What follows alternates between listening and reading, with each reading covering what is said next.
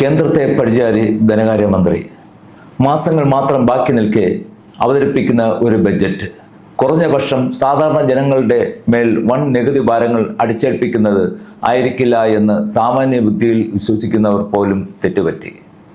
വാഹനങ്ങളുടെ നികുതി കൂട്ടി, ടോളുകളിൽ നികുതി ഏർപ്പെടുത്തി, ഭൂമി നിരക്ക് വീണ്ടും വർദ്ധിപ്പിച്ചു, സാധാരണക്കാരന് നീതി നിഷേധിക്കുന്ന വണ്ണം കോടതി ഫീസുകൾ കൂട്ടി.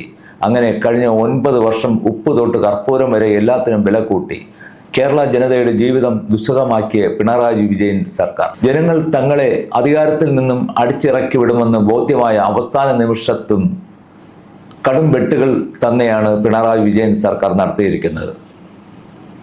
2500 രൂപ സാമൂഹിക പെൻഷൻ ആകുമെന്ന് വാഗ്ദാനം നൽകിയത് പാഴ്വാക്കായി എന്ന് മാത്രമല്ല, നിലവിലെ പെൻഷൻ തുക ഉയർത്തുവാനും സർക്കാർ തയ്യാറായില്ല.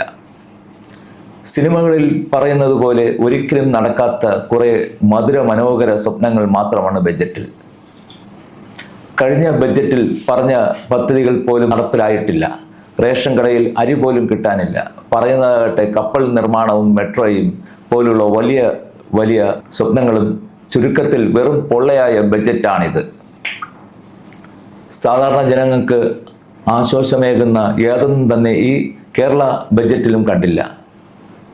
ചെറുകിട കച്ചവടക്കാർക്ക് ആശ്വാസമേകുന്ന യാതൊന്നും തന്നെ ഈ ബഡ്ജറ്റിൽ ഇല്ല.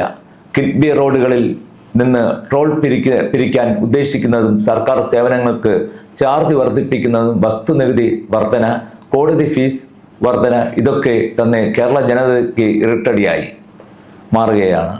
മുൻ വർഷങ്ങളിൽ ബഡ്ജറ്റിൽ പ്രഖ്യാപിച്ച എത്ര പദ്ധതികൾ നടപ്പിലാക്കി എന്ന് ധനകാര്യമന്ത്രി വ്യക്തമാക്കേണ്ടതാണ്. ചില കാര്യങ്ങൾ ഇപ്പോഴും പ്രഖ്യാപനങ്ങളായി മാത്രം അവശേഷിക്കുന്നു. പ്രഖ്യാപനങ്ങൾ പോലെ തന്നെ ഇത് മാസങ്ങൾക്കുള്ളിൽ തന്നെ കാറ്റുപോയ ബലൂണാകും.